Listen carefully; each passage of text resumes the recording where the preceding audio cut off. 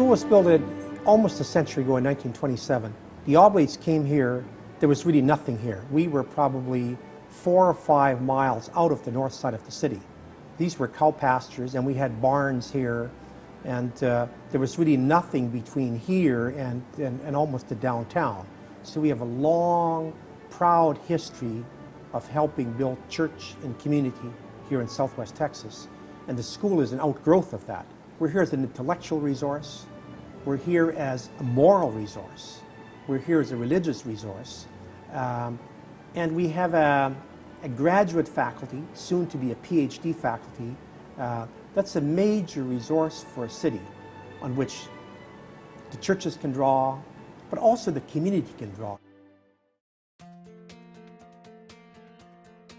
People believe that these men who ran this particular school are dedicated to God in religious life and priesthood. And the fact that they had put their talents and gifts for the service of the community through education in that particular site is tremendous. Now they are expanding with new facilities, a new building, and that is speaking of the service that this congregation, this order, has provided over the years. We train people for ministry, all lay people. We have a program in Spanish in which we train people to help out in their parishes. And then we also train all the deacons for the Archdiocese. A very, very important part of our mission is to train Roman Catholics for ministry. Now, first of all, for ordained ministry, and we always have at least 100 seminarians or religious scholastics training for ministry here for ordination. An interesting and important thing about Oblate is that when you pass by one of the classrooms, you'll see the seminarians in their black, but you'll also see women. That's important because these men, when they're ordained, will be ministering to women in their churches, and they will be working with women in positions in their churches as well. Journey here at Oblate has been wonderful. It's been a blessing. It's basically drawn me to love the church more by learning more about it, more understanding about it. And I think that's crucial, especially as a priest, a future priest, God willing, is to love the church and to embrace it. They welcome you regardless of whether you're Presbyterian or Catholic or Baptist or Methodist. Everyone is welcome. Their retreat center, their library, the advantages that they give in service projects, they are an important community partner. It's a wonderful place for people to gather together to learn about each other's faith. And you know, the more you learn about each other's faith, the less prejudice you have. It's when you see the outside religious community as the other that prejudice develops.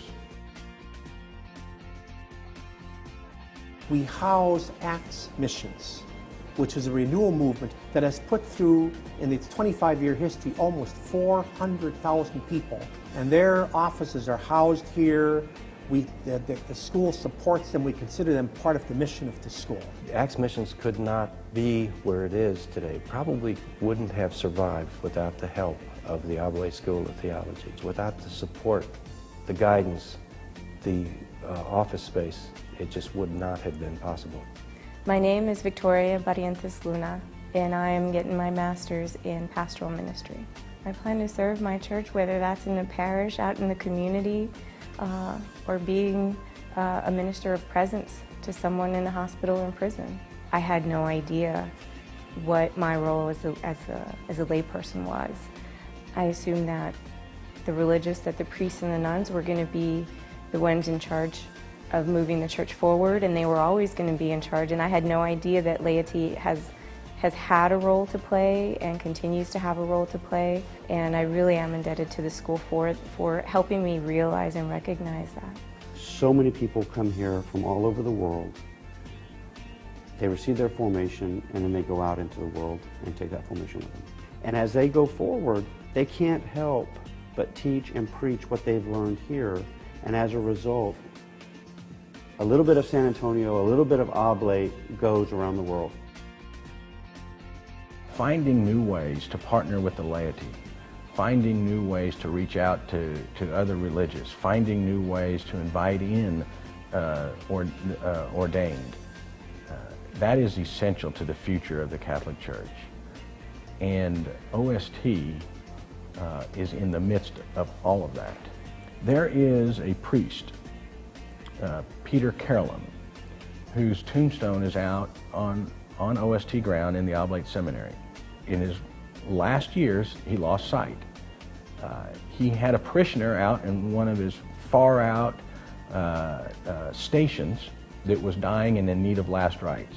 Father Carolyn went missing, and years later they found the remains of Father Carolyn under a tree, propped up against his saddle with his oblate cross in his hands. What's almost poetic is that Peter Carolyn was not only an oblate priest, but he was an architect. He designed and built churches all up and down South Texas. Who would not want the charism of that kind of an architect for the future of our church? Who would not want the oblate charism to rethink and redesign how our faith must always reach out in new ways to people in need? I came here not knowing what kind of a gem this place was, and what it was already serving, and what its potential is. So I'm excited about its future. I'm excited about its present. I'm very grateful.